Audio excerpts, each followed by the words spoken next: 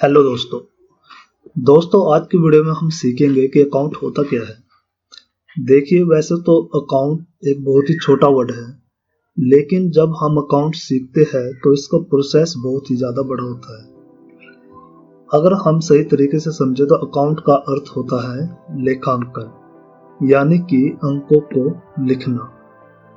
अब हम ये देखते हैं कि कोई भी छोटी से छोटी शॉप या कोई भी बड़े से बड़ा बिजनेस जहाँ पर सभी प्रकार की वस्तुओं का लेन देन होता है या किसी भी प्रकार की वस्तु का हिसाब किताब लिखित रूप में किया जाता है, तो वो सब हमारे अकाउंट में आता है।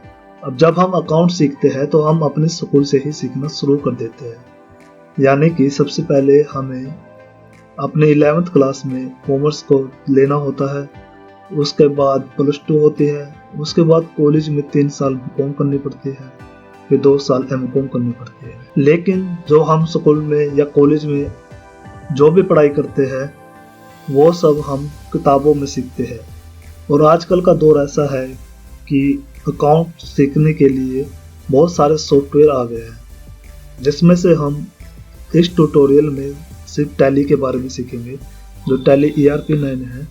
इसमें हम अकाउंट का काम कैसे होता है, किस तरह के काम होते हैं, वो सब हम जानेंगे। कुल मिला के अकाउंट का अर्थ हुआ छोटे से छोटे और बड़े से बड़े व्यापार में जो भी लेन देन होता है या जो भी हिसाब किताब रखा जाता है उसका लिखित रूप में रिकॉर्ड रखना। अब हम बात कर लेते हैं कि किसी भी व्यापार में किस तरह के काम हो सकते हैं या कौन कौन से ऐसे काम होते हैं जो अकाउंट में उस व्यापार में किए जाते हैं। देखिए, कोई भी व्यापार शुरू होता है, मान लो हम कोई भी शॉप करते हैं या कोई भी बड़ा कंपनी खोलते हैं, तो उसमें जब हम वस्तुओं का दान प्रदान करेंगे तो उसमें वस्तुओं को खरीदेंगे भी, यानी कि जो परचेज कहलाता है।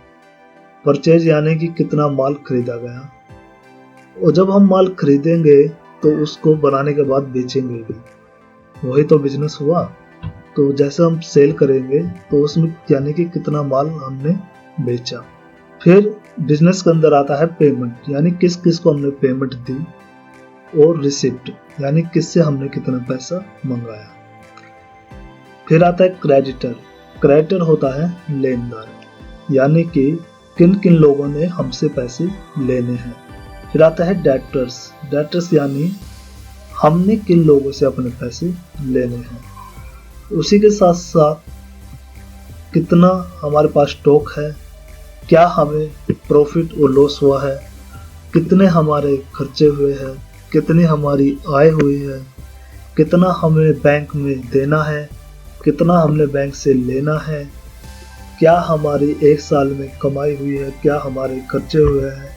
इन सभी का जो रिकॉर्ड रखा जाता है उसी को हम अकाउंट कहते हैं। तो अब हम इस अकाउंट को टैली में बड़े ही आसानी और बड़े ही सिंपल तरीके से सीखेंगे।